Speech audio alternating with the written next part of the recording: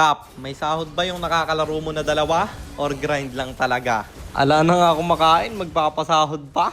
Teka, baka kilala mo lang ako at lagi kang nanonood pero hindi ka pala nakapollow sa page. I-follow mo na yan. Isa lang. So ayun, nandito na tayo sa pang 707 araw ng isang game kada araw. Digma na! Bago pala yung game na to, 19 win streak na tayo. Kaya panoodin nyo hanggang dulo kung magto 20 ba o mapuputol na. At bago natin pag-usapan yung tanong ni Idol, sa mga naghahanap dyan ng bilihan ng discounted diamonds, dito na kayo bumili sa Darko Shop. Ilalagay ko na lang yung link sa comment section. At pag-usapan na natin yung tanong ni Idol, may sahod nga ba yung YZ at Kaja? Madaming nagtatanong sa akin about dito, lalo na kapag naka-live ako sa TikTok. Binabayaran ko daw ba yung mga nakakalaro ako kasi tingin nila binubuhat lang ako. Hindi ko kailangan magbayad, Idol, para may kumalaro sa akin. Kinakalaro nila ako kasi ako'y malakas din. Marami kasing ganyan na nagbabayad para kalaruin sila.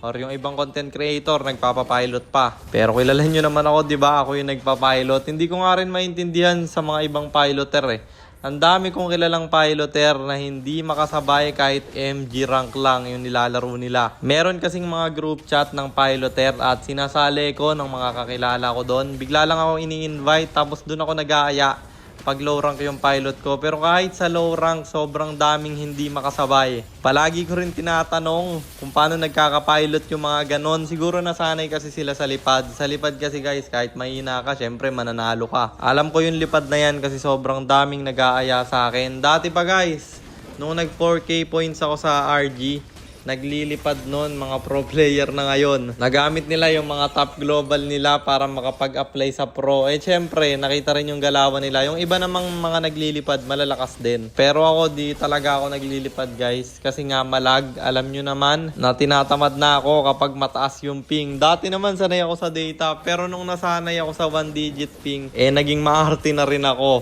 Sa mga data user dyan, wag nyo nang subukang mag-wifi. Kasi kapag nasubukan nyo yung 1 digit, ayaw nyo nang bumalik sa data. Masyado nang umahaba. Balik na muna tayo sa game. Nagsan ako dito guys dahil nga pa 20 win streak na.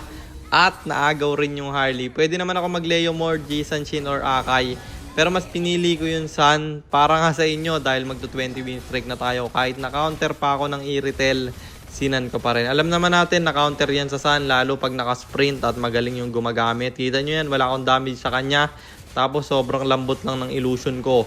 Pero syempre, nandiyan naman yung mga kampi ko para rumespo. Yan din yung kagandahan sa trio. Paulit-ulit kong sinasabi sa inyo to na wag nyong ipilit yung solo. Maghanap kayo ng kasama. Kung hindi nyo kayang bumuo ng solid lineup sa 5-man, mag-trio na lang kayo at manglason. Sobrang daming malalakas dito sa trio guys. Kadalasan mga bading. Kaya binaban na namin lagi yung Ginibir at Kadita kasi kapag nahawakan ng mga bading yan napakahirap talagang kalaban. Subukan nyo mag-RG sa Immortal ngayon or manood kayo ng live ko mamayang 10 PM. Tingnan nyo, puro bading kalaban namin. Di ko rin maintindihan Comment nyo nga sa baba ba't ang lalakas ng mga bading. No hate sa mga bading guys Marami kong kaibigan na bading.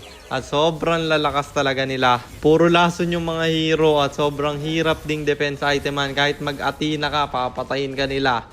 Pag binan mo kasi yung Ginibir at Kadita, meron pa silang Odette, Novaria, Florin, Kagura at marami pang iba.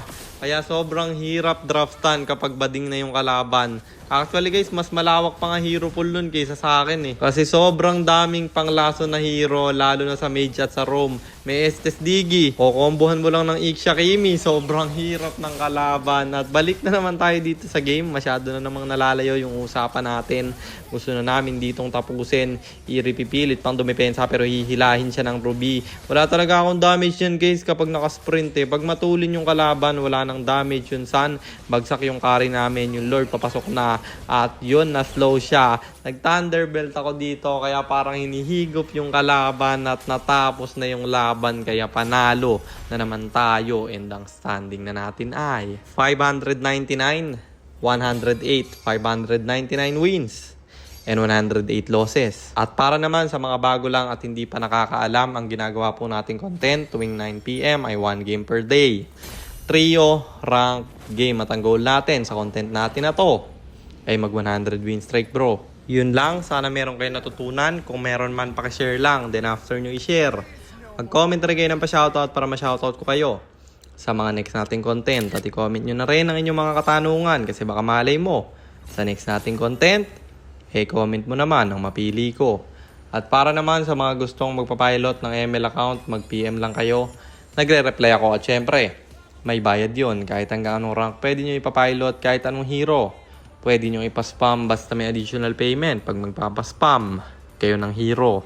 At yun lang guys, sana nag-enjoy kayo sa content natin na to. At shoutout sa iyo Juan Manuel, kay Raid Gonzalo, kay Dieter Duezan at kay Adrian Gicana. Maraming salamat sa inyong suporta. Mag-iingat kayo palagi. God bless! Paalam!